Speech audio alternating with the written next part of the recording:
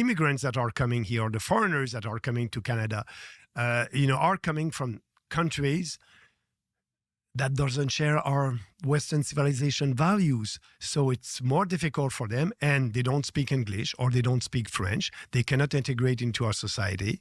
That's a big problem. That's a huge problem. And now you have the housing crisis because of that. Too many people, all these people need a roof. So, but the solution is, it's a question of supply and demand. You just have to stop the demand, and that will solve the housing crisis. Of course. But Poilievre, the leader of the Conservative Party, like the Republican Party here in the U.S., but they're not conservative. They're conservative in name only. And what they're doing, if you are a leader of a nation, your first.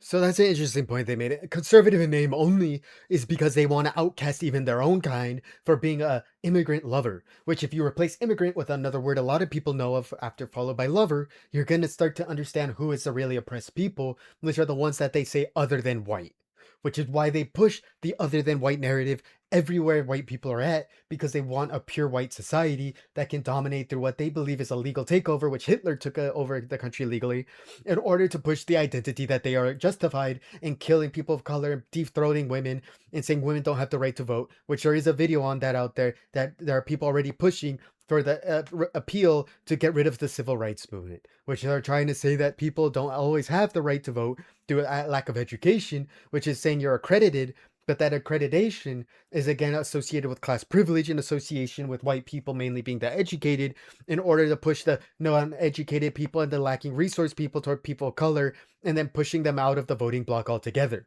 This is why a lot of them are trying to rob people of their rights, rob women of their rights, and push the identity of dividing to conquer.